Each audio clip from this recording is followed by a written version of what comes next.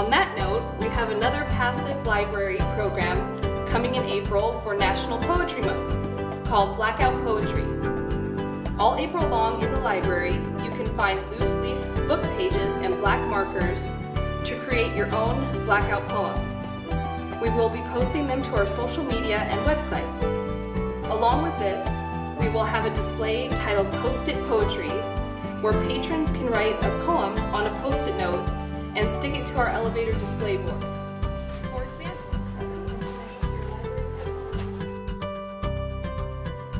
in addition to National Poetry Month, National Library Week is April 10th through 16th.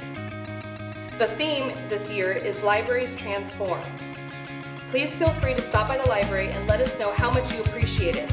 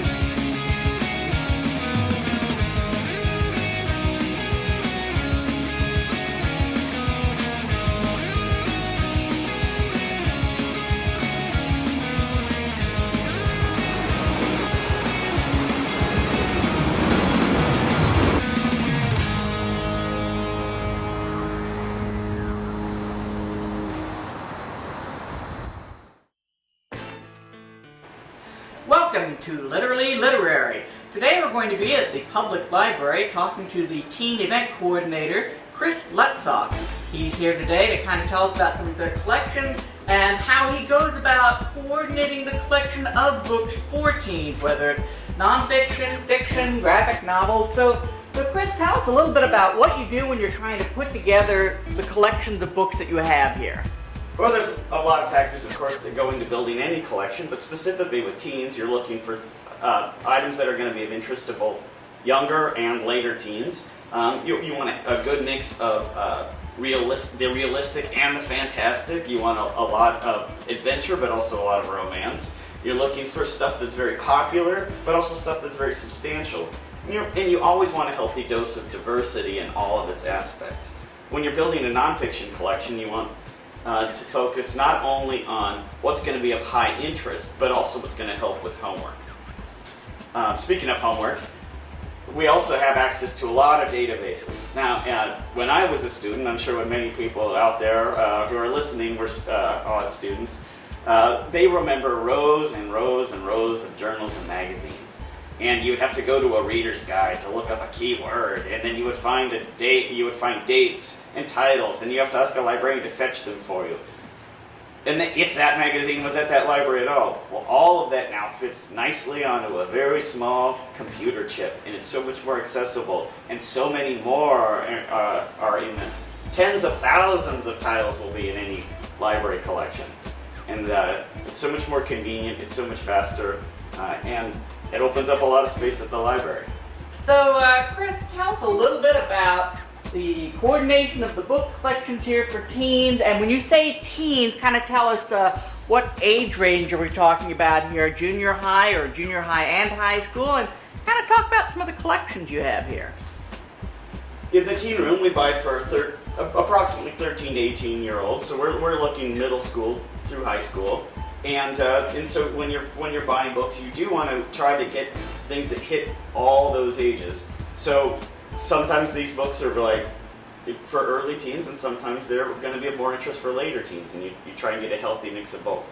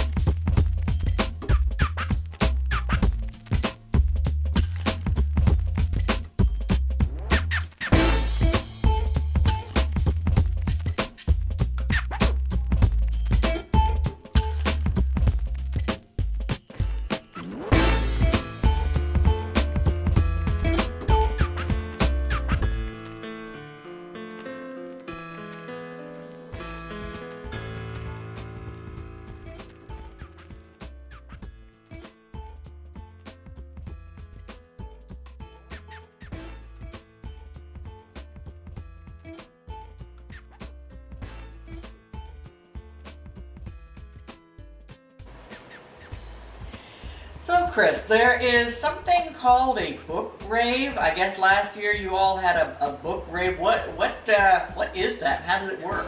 Well, the OEN book rave is done every year.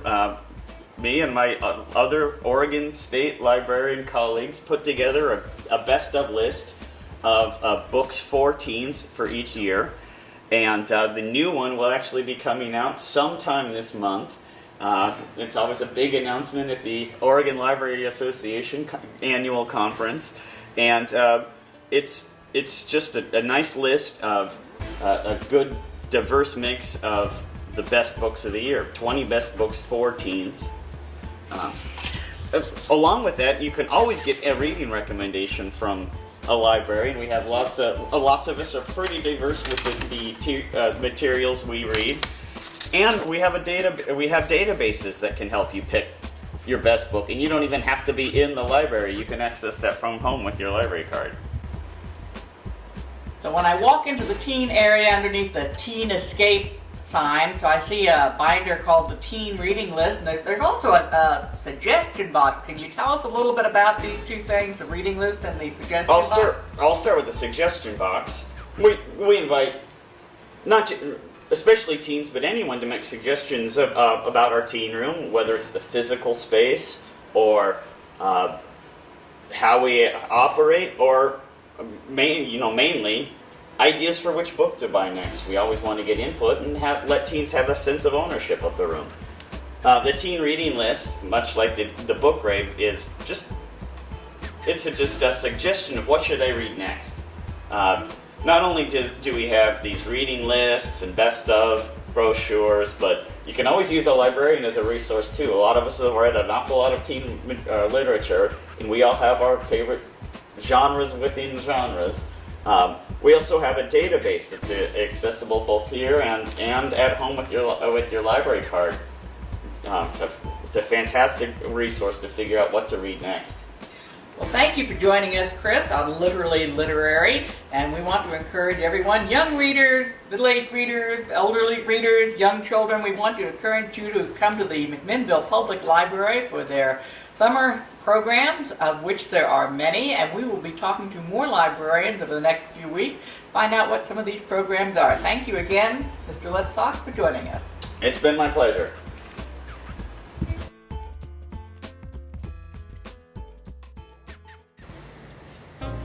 In this episode of Literally Literary, we're at the McMINNVILLE Public Library Carnegie Room talking with librarian Jenny Berg. Jenny, welcome to Literally Literary. Thank you so much for stopping by. Sure. Jenny, thank you for joining us in this episode. And can you tell us a little bit about what's going on at the library and a little bit about the pavers out in front? Thanks for having me, Carolyn. The paver project started actually as a redesign of the plaza. It was lacking in light and color. We went to the public, we had a public forum to ask, and we also ran surveys about what they would be looking for, and definitely light, color, music were all suggestions as well as something that had literary engagement. And that's where the pavers came into play. We wanted to include the public as much as possible in ownership of the paver redesign, the plaza redesign, and so offered these pavers up for sale. And that was a really interesting project in terms of I got to hear some great stories from people about the choices that they made in terms of the title that they wanted engraved on their paver to last for hopefully hundreds of years here at the entrance of the library. Can you tell us a little bit about the bike stands? Those are kind of interesting looking. Right, that was something that actually was sponsored by the Friends of the Library. That was their contribution to this remodel. And those, the bike racks were something that I had seen in front of Powell's bookstore and found out the artist actually lives in, I believe in Amity. He's in Yamhill County anyway, and so contacted him, and then the Friends took a lot of time figuring out the titles that they wanted engraved on those bike racks, and then had the titles engraved. One of them is Friends related, as with Friends of the Library, and the other one has titles that are specific to Oregon, either written about Oregon or by Oregon authors. So in between the books, there are these little light bars. What exactly are those lights? Is that a solar light, or? No, we actually had to run electricity to those lights, so that took a little bit of effort. And they are LED lights, just to add a little bit of interest to the pavers. So the Library Week this month is all about transformation. So obviously there's a big transformation going on in that little plaza area.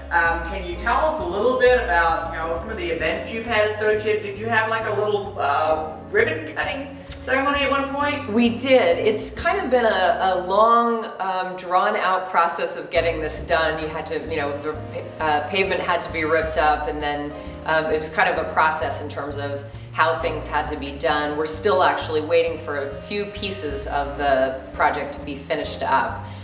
But I knew that what people were most excited about was to see their paver. And so as soon as the pavers went in, I wanted to have some sort of ribbon cutting. So while there was a lot of work still left to be done, we did have a ribbon cutting. It was on a lovely Oregon spring, blustery, rainy day, but we had a great attendance there. And people were really excited to see the pavers in place and talk to other people that had purchased pavers. We had one activity where I had everyone go and stand on the paver that they had purchased, and then it was fun to see the people standing next to each other and talking to each other, meeting each other because their pavers happened to be next to each other.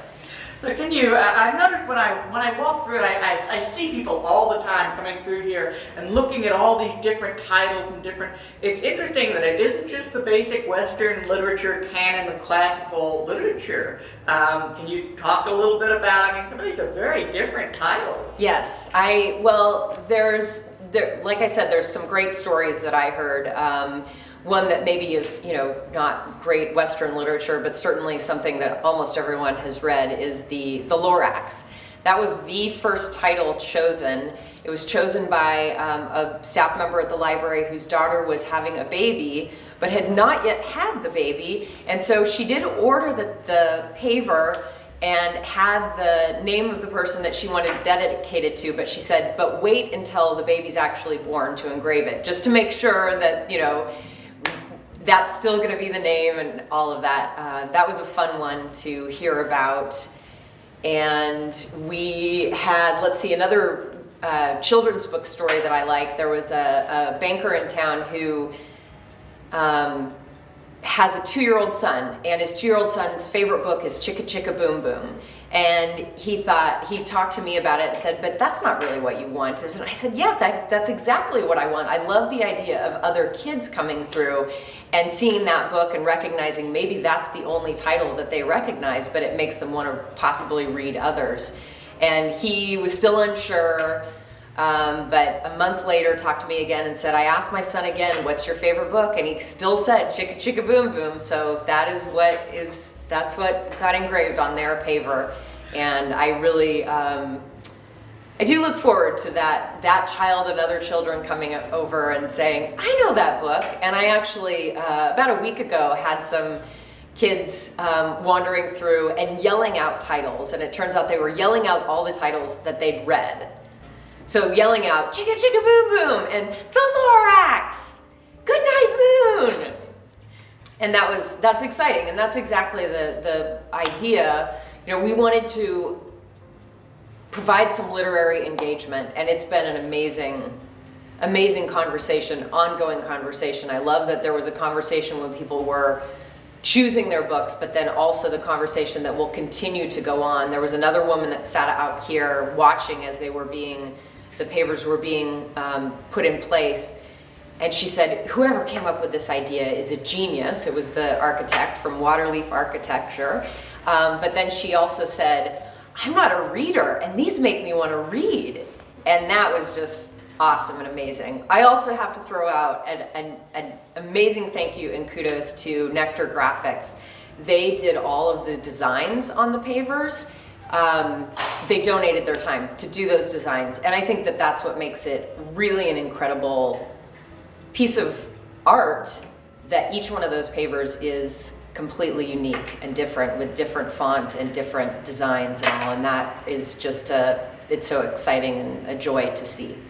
So I had a question, it's kind of a two-part question. So the first part of the question is, did you have a book, a paver, out there, and what was the title on it? And the other aspect of it is, because these are public art, essentially, so somewhere along the line, in 30 years, some child whose choice was out there will come here with their children and show them what would be the thing that you would say to that child, you know, when they show up, you know, later and they're like, my dad had this paver put in, Chicka Chicka Boom Boom. Mm-hmm. What's the first thing that comes to mind you would want to say to him? To that child? I would tell him that story. I mean, if that was if that particular child came to me, I would definitely tell him that story about how, you know, your dad was unsure, but you were insistent that Chicka Chicka Boom Boom was what needed to be on that paver. Now, I don't think that child understood that it was going to be engraved, but I think that that would be an important thing for him to know about, yes. So tell us, did you choose a paver yourself, and what was the book? I did choose a paver, of course. I chose The Life of Pi, and I thought a lot about it because I knew that I would be getting that question about what book did you choose, and I don't have a favorite book, which I think is probably one of the signs of a librarian is, well, there's so many. How could I choose one favorite book?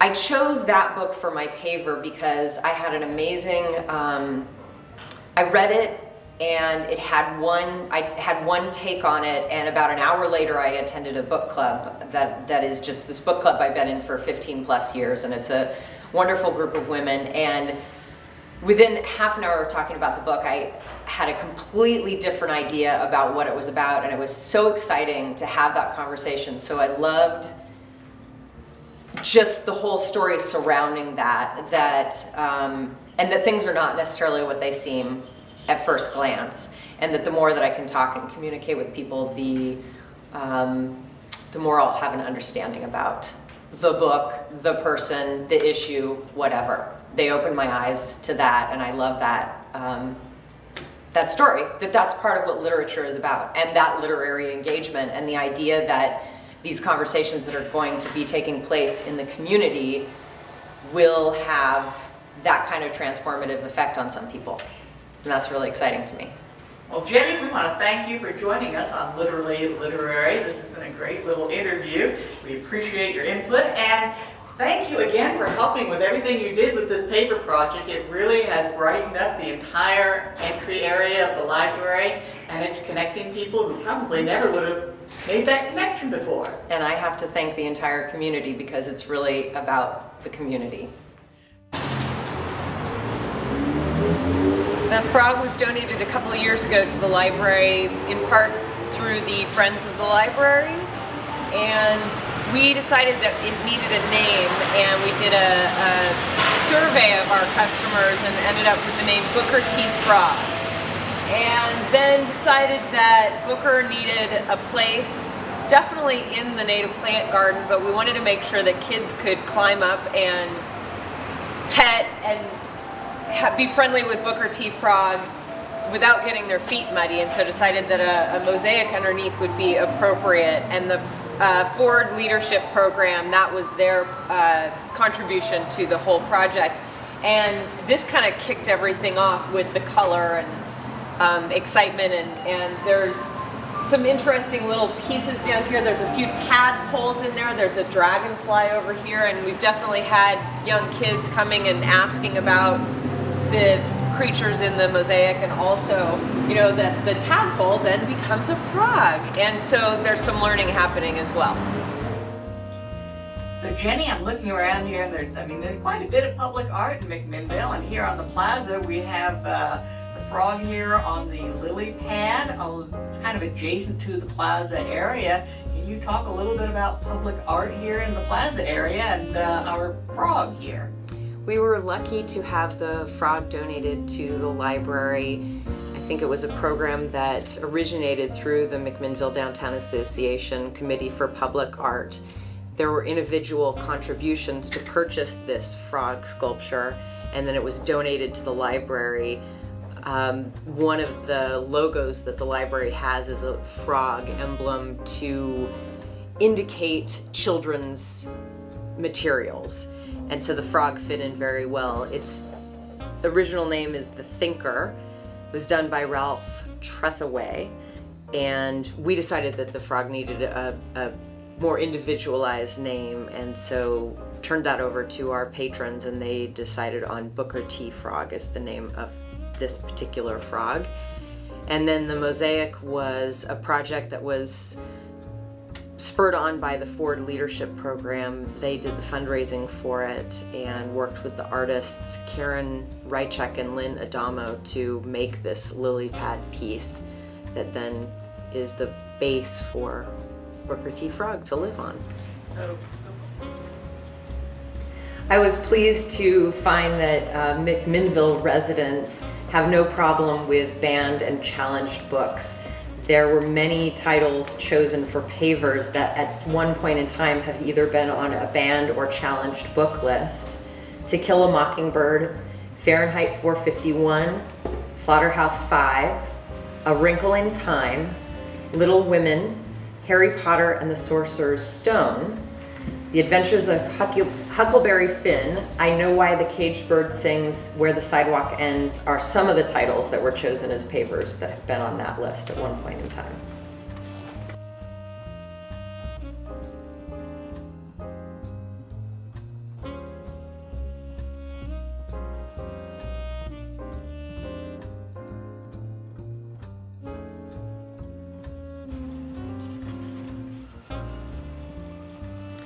One of the interesting stories that I found was a couple early orders of titles from two different people by the same author, Nevil Shute, who is not a very well-known author around here, but he was quite a famous author in Australia. I was pretty surprised to see that early on, two different people had ordered books by him, and I knew one of these people, and I mentioned to him that, you won't believe it, but somebody else ordered a Nevil Shute book. And he was very excited and immediately asked, well, what title was it? And he had not heard of this title, and right away went and checked out the book from the library. And the two Nevil Shute books are On the Beach and Slide Rule. Thank you very much to the Library Foundation for their amazing support and contribution to this project. We also had contributions from the Ford Institute Leadership Program. They did fundraising to get the mosaic done that the frog is sitting on. We also received funding from Oregon Community Foundation and the Yamhill County Cultural Coalition and the City of McMinnville.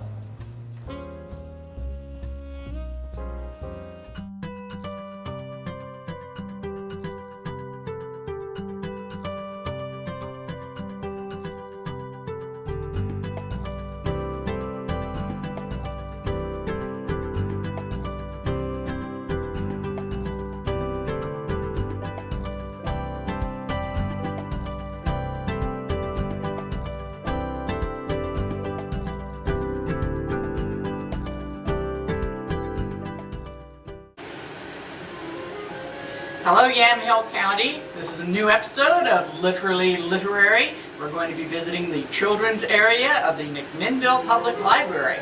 Our guest here today is Becky Pearson, who is the librarian in the children's area, and she's going to come in here and tell us a little bit about the library and some of the events and so. And now, Becky Pearson. Hello. This is the Children's Room. Welcome to the McMINNVILLE Public Library Children's Room. I'm so glad you could join us here today. This is our entryway where we have our new books as they come into the room, are stationed so you can come and just browse them, and our welcoming bulletin board. And this month we are doing Reading is Fun. Dr. Seuss Day was in March, and so we just had a little Dr. Seuss presentation that we put. So just something fun for the kids. I'd like to take you around our room and show you kind of the fun things that we have. One of the first things we do is right over here, we have an information station where we keep lots of brochures and a calendar of the monthly events. And you can see that we have our McMINNVILLE Parks and Recreation handy dandy brochure guide that we gets mailed out to families, but if you're new to McMINNVILLE, you can certainly come pick it up here, or if you've lost your copy, it has lots of great ideas for kids to do with families. What we really like to promote here in the McMINNVILLE Public Library is children and families reading together. We like it to be a warm, inviting, comfortable space that you can come and hang out with your child and just be part of our community or snuggle up with a book. There's nothing so much more wonderful than being with a child and sitting there and reading with them and watching as they discover how our literature connects with them, and that the letter A says ah and B says buh, and when you put them all together they make words, and seeing that light bulb go off in their head as they discover it is simply amazing. Just simply amazing.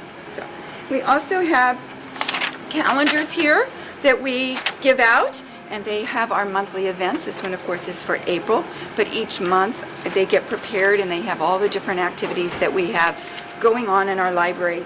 Some of them are sponsored by our library, and some of them are sponsored by community events that are promoting literacy in some fashion or way. Then, as we walk around the library over here, you will find our library catalog computers.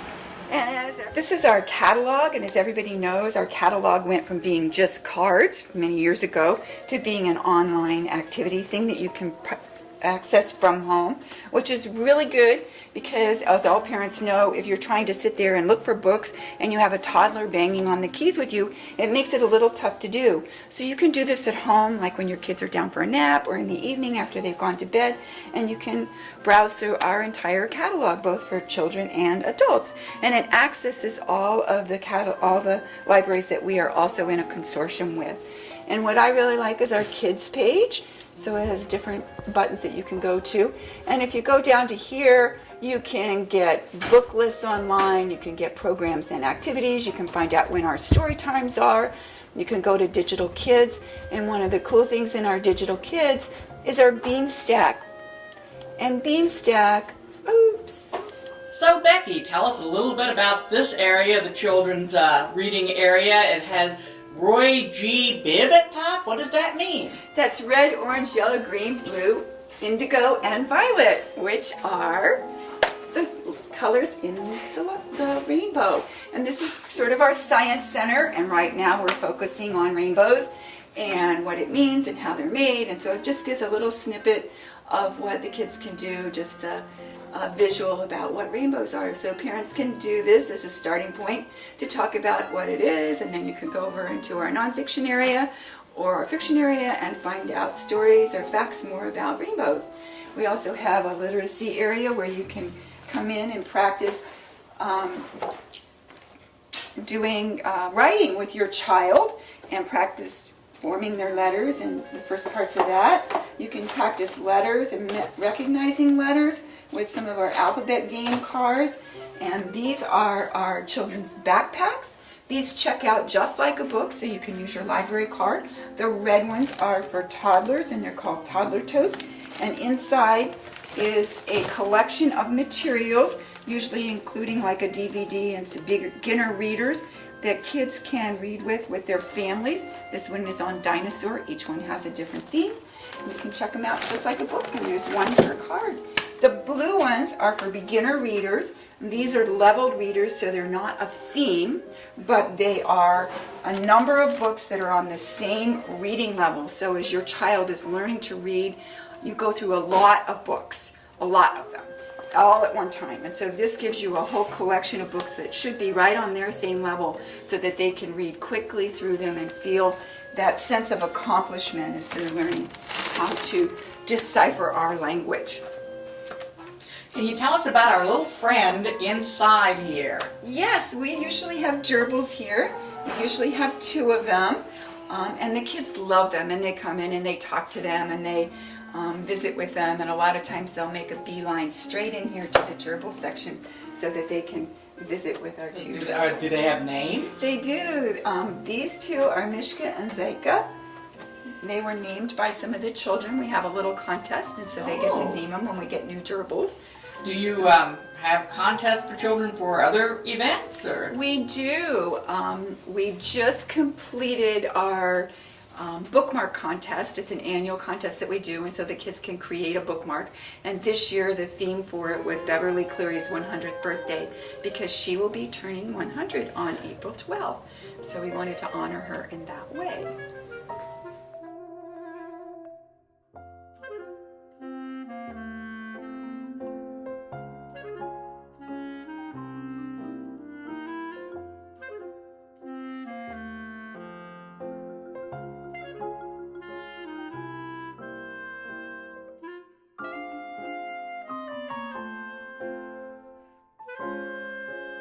Who's the white gerbil here? Who's this? This is Mishka. This is Mishka. Hi, Mishka.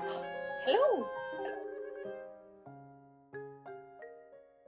Okay, this is our holiday section that we have for children's. It is one of our most popular sections. Believe it or not, kids love to check out Christmas books even in the summer. And our Halloween section is also very, very popular. So if you're looking for a Christmas book, it makes it very, very easy. What we've done in the children's room is we've sort of put things in sections kind of halfway between the way a bookstore would do it and the way a professional educational library would do it. So we've divided things out in the way that people actually use them. And over here is our Spanish collection. So we have books in Spanish. So families that do speak Spanish can come in and check out books in Spanish, or people that want to learn Spanish can come check out some bilingual books, and you can see that each one of these little stickers says bilingual on it, so it's both English and Spanish. It's kind of a area in transition, but a lot of families come in and like to at least try it. List on the wall of all these different websites. Yeah. Can you tell us a little bit about these websites? Well, each one of them is something that kids really enjoy doing, and we have computers here that kids can come and do homework on if they have homework assignments, or they can come and do some games and things. And the computers that are in this section are connected to the internet, so they can get on and do any one of their popular games. A lot of times kids have a hard time with spelling because, as you know, you have to spell it pretty much exactly if you're going to get on a website. So this just gives them a cue as to if they're doing something wrong and getting on. And we also have on our website, we have a little link that they can go quickly into our fun and games link and get onto the games that they like to play more quickly, and then they don't have to worry about spelling those kinds of things. And especially for kids that are just little and they want to play with their parents, they can get on quickly and learn how to do that. And these are some of the most popular games that kids come into the library and play. They can come and play for up to an hour a day. They need to have their library card to log on to these. So if they don't have a library card, they can come in with their parent and get one. Library cards are free and available to all children in Yamhill County. So Becky, tell us a little bit about the magazine area here in the children's section. Well, we have a little magazine area just for kids magazines, and we have a bunch of magazines that are fun for kids to use that are some of the most popular ones, and we always do take suggestions. It's really fun for kids to check out magazines, especially if they're not like right into a really big book, or if you want something for your child to do while you're making dinner and you want something easy for them to read. They can come in. They've got great pictures. And a lot of times they're easy reader kinds of things, so lots of big graphics, lots of big words. Big words, not like long words, but visually big. And the kids really enjoy doing them, and it's kind of a different kind of thing than just a book. Makes them feel like a big kid, too. So I'm over here in the corner, Becky, and there's something called We Both Read. What exactly is that about? Yeah, this is a collection of books that a child can read with their parents. They're designed to read together. And so if you open up the book, you'll find on one page are very basic words that the child can read. And then on the other side is the section that the parent can read that's a little bit more difficult. And if a child is reading at a higher level, then of course they could read both sections together. And the book is designed that it's a partnership between a parent and a child. And as you can see, a lot of them are checked out. They're a very popular collection. So you can come in and check these books out and take them home and Yep. read them. Mm-hmm. Oh, well, that's great. Absolutely. Everything that has a barcode on it in here is check out a bowl. Excellent. So, Tell us a little bit about this section, Becky. okay, this is our easy reader section, and also we have our music on CDs here for children. And in our easy reader section, these are designed for books. These books are designed for kids that are just getting ready to read. They're just getting excited about them, and they need something easy so that they can be very, very confident in their reading level. So each one of these books has a little E on it, so you know it's in this section. Then it'll have a 1, 2, or 3 on it. And those are the different levels of reading, and they're kind of flexible because you never know. One book could be in 1 and a child could pick it up and struggle with it, and then they can pick up a 3 if they really love the subject matter and whiz through it. So it's kind of a little bit flexible in that way. They're all checked out. A bowl, and usually I tell parents, take a lot of them, take 10 of them, because your kids, if they're getting ready to reading and they're excited about it, you want to hit them right then, and you want to be able to have lots of materials ready for them to just zoom through to the next level. It's pretty exciting when it happens. And then, of course, our CDs are up here. This is music for kids. You can check these out. And a lot of it is like going to sleep music or nursery rhymes or things that families and children will be excited about. There's some Christmas stuff for children. A lot of local people that have put together children's things. You can check those out too. So when I'm looking over here on this side over here, and I see a whole display here, and it's a little something here by Beverly Cleary. Can you tell me a little bit something about this area and the Beverly Cleary display that we have here? Yes, this is Beverly Cleary display. Is a permanent display that somebody donated to us for the library. Diana and Rick, Bowen and Sterling. And Beverly Cleary's 100th birthday is this April 12th. She was born here in McMinnville, and she wrote a lot of children's books, I think over 40 of them. And some people may be very familiar with the Ramona books and the Henry Huggins books. Dear Mr. Henshaw got a Caldecott nomination for it, and Ramona. And then the Runaway Ralph book, which I do not see displayed up here, but it's also another very, very popular one that really speak to children. Tell us a little bit about this section over here, Becky. Okay, so this is our picture book section. It's our biggest collection that we have in our children's room, because of course children love picture books, and so do adults. Everybody does. And they're cataloged by author's last name, and they all have a P on them so that you know that this is the collection and where they belong. And they check out for 3 weeks at a time, and you can take like as many as 25. And we love it when you take lots and lots and lots, because when they're out, that means we have more space to bring more books in. And as you can see, we've got a very, very crowded library. And right here in front of us, these are our multimedia area bags, and each one of these has in it a book and either a CD, a tape, or a CD, which is the book on a CD, so that you can read along with the book. So it can give you a cue as to read that certain amount, and then a little beep and turn the page, or if you flip it over, a lot of times it'll just read the entire book to the child, which is a really cool thing as children are going to sleep at night. If a mom or a dad is really busy and they can't be right there, they can sit and listen to that, or lay and listen to the book as they go to sleep at night. Or if you want to just sit there with your child and have a different voice, because sometimes you get tired of reading the same book over and over and over and over again, somebody else can read it to your child, and they can get a different kind of perspective of how that book sounds when somebody else reads it. And that the words are going to be exactly the same no matter who reads the book. So it's kind of a cool learning thing. And in this area here is sort of our visiting community space. So we usually have a large stuffed animal that the kids kind of love to come and cuddle up with and talk to and carry around the room. And this time it's a gorilla.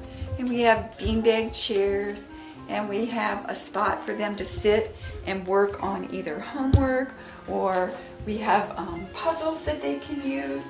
So we have a puzzle section. So what's this area, Becky? Well, this is our puzzle section over here, so kids can come and play with puzzles. They don't check out. We use them here in the room. We have a little bead manipulative there, because a lot of times what reading is about for children is play. And we love it when they come in and they play, and they just play with the manipulatives, they play with the books, they play with beads, and we have some card games that they come and play with. We have Uno, which is really good for kids that are learning numbers and how numbers work and how they relate to each other. We have a section over here called our board book section, and these are really baby-friendly books, because they're the really heavy-duty cardboard books. So if a child goes and turns the page really quickly, it doesn't get torn. Sometimes you'll find that they have teeth marks on them, because babies like to learn things by putting them in their mouth.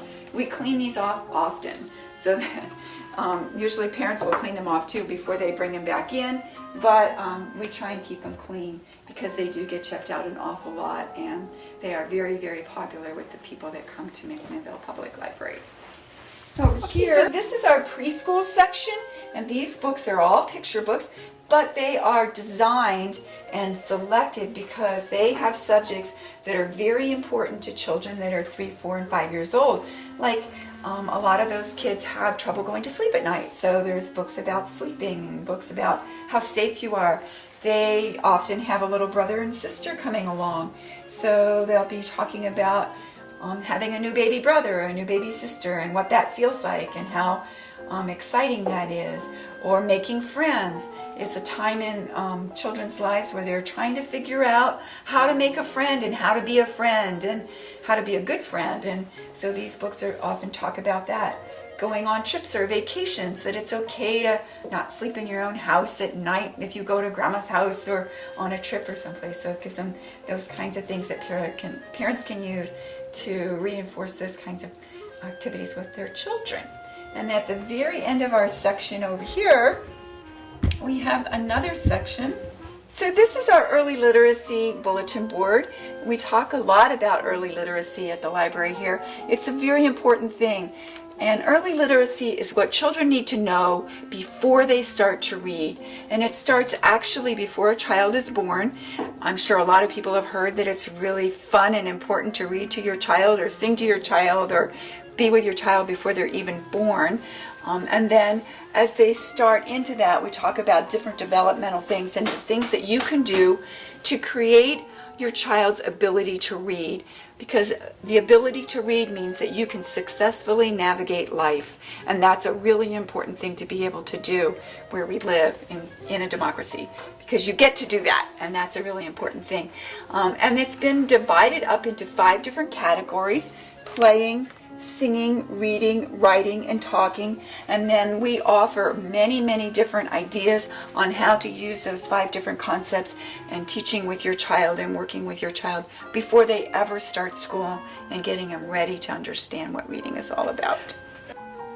So this is our nonfiction collection because even though we really enjoy children, babies and toddlers and preschoolers and getting to read kids, we also provide information and materials for kids that are already reading. So elementary school. And the books that are down here are designed for children 12 years old and younger. So we go all the way up through, halfway through middle school. We don't have a middle school section in our library, so unlike the school district where they're divided into 3 sections, we're divided into really 2 for our children. It's 12 and unders and then our teenagers upstairs.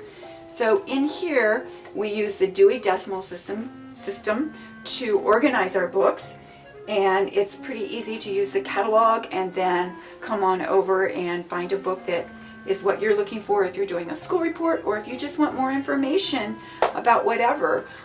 We try and help you find that information. Okay, these are our books on CD.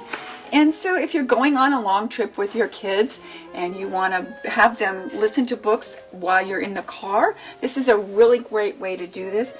We have lots of different choices that you can make as far as they go. They check out just like a book, so you can take them home, and these are all the ones for children. We do have an adult section upstairs that you can also check out books that adults would enjoy.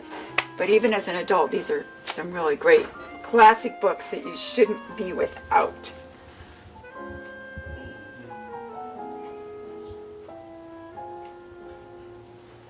So this whole center section here, Becky, you want to tell us a little bit about this? Yes, this is probably well, obviously it's the main section for kids that are already reading. So chapter books, and they are fiction, and all sorts of fiction. So when a child comes in and they say, I want a book to read and I don't know what, we will ask them questions like, do you like to read about fantasy, or do you like to read about sports, or do you like adventure programs?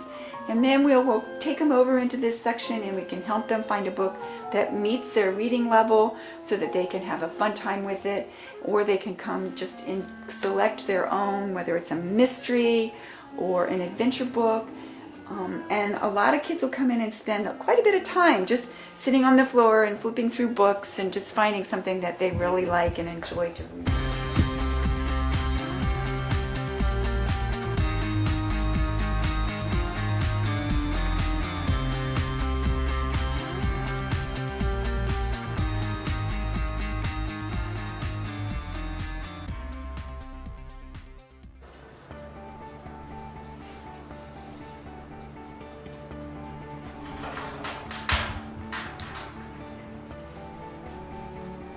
Here we are in the children's area on the first floor of the Carnegie Room in the McMINNVILLE Public Library. This was the original basement to the Carnegie Library, built in 1919 in McMinnville, Oregon. And joining us here in the children's section, where there's this lovely mural on the wall, joining us now will be Becky Pearson, who has come over from the children's section in the new section of the library. She's come over from the children's area there to join us. Okay, so at the McMinnville Public Library, one of the very most important things that we do is early literacy. And in the Carnegie Room, every week we have story times for different ages. We start with our babies. They meet on Thursday mornings at 10. We have our preschoolers that are here on Wednesday mornings at 10. Or our toddlers, and then on Tuesdays we have preschoolers, and on Wednesday afternoons we have a kindergarten readiness program, and that's the one that I lead, so I'll tell you a little bit more about that. This is my very important storytime chair, and I love sitting in this chair because it makes me really close to the kids. The kids get to snuggle up close to me on their little carpets, and I am up a little bit higher so that they can see the book really, really well. I also like to integrate technology into storybooks because technology is not going away. It is here to stay, and there's good technology, as everybody knows, and there's kind of not so great technology. So I like to share with parents some of the things that I have found that are really good to do with kids. And this one that I have up here is teaching kids to connect the sound of a letter with that letter, and also the fact that when you put these letters in a sequence, they make words that we can say. Early literacy also involves reading. Imagine that. And so a lot of times when you want kids to learn how to read and be excited about reading, you want to play with them with the book. So we have lots of fun books that we do, and we have bulletin boards and story times and flannel boards that we do with them. And so this book, Chicka Chicka Boom Boom, we've put into a flannel board so that the kids can actually physically play with the letters as they say them and move them around. And it's a lot of fun, and they get really excited about it. And usually we'll have them put the letters on, and then at the end all the letters will fall down on the floor, and they all think that that's really exciting because that's what happens in the book. So they get to play with the book in a form that is important to them and makes them realize what the book is all about. And we do that with a lot of our different storytime books. We also have puppets.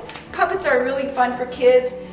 Kids enjoy puppets, so I always make sure that I have at least 1 or 2 puppets in my story time. Some of our other story times have even more, and they do like these really intricate and complicated puppet shows for the kids, because the kids are learning to relate to each other, and it helps to do that with puppets.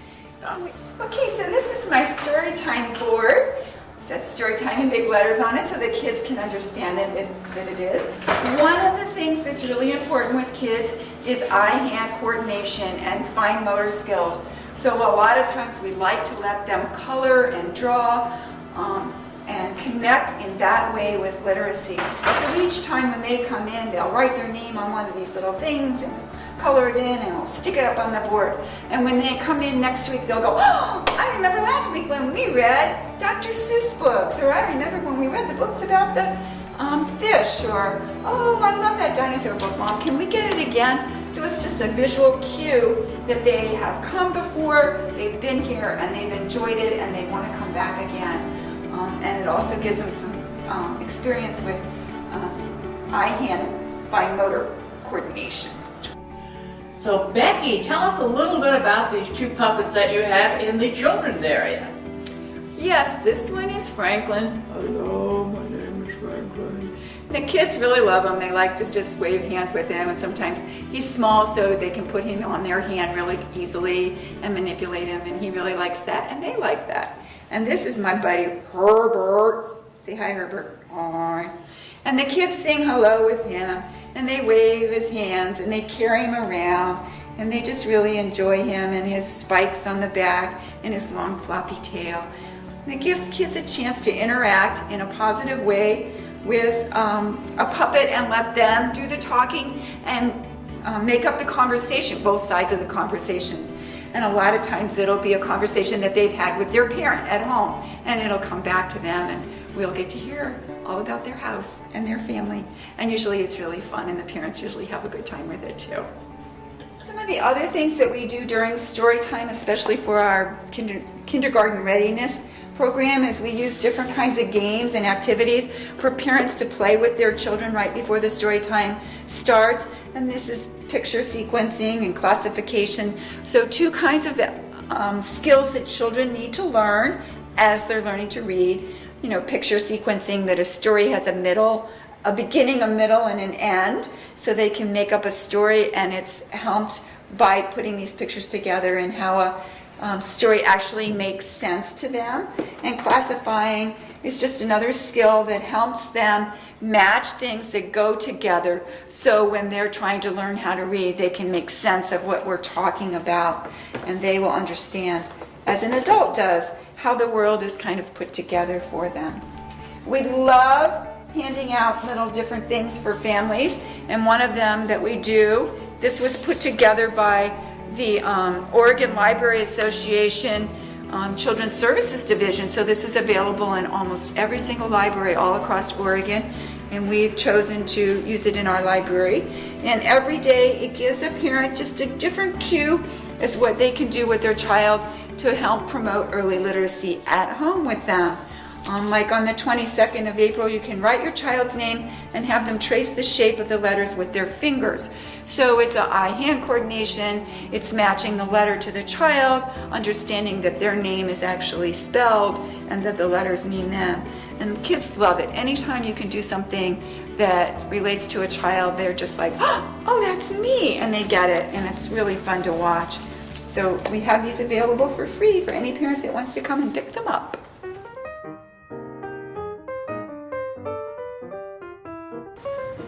So I'm Becky Pearson, and I'm from the McMinnville Public Library Children's Room, and I want to thank you for joining us today for this program. Thank you, Carolyn, for putting it together. It was so much fun. And I'm standing here in our Carnegie room where we have lots of our children's programs. If you've ever been here, you'll know where it is. If not, I invite you to come to our next program. You can find out what it is on our website. And this is one of the murals that was put together for this room because in the 1950s it was the children's room, which is now a lot bigger than it was before. And it depicts different characters from different stories and nursery rhymes. And it was just put in here to make this feel a little bit more childlike. And now we use it for all sorts of different activities, not just children's activities. And I'm just so thrilled to be able to be part of the McMinnville Public Library and to be bringing all of this information and activities to you. Please come and join us at our next program at the McMinnville Public Library.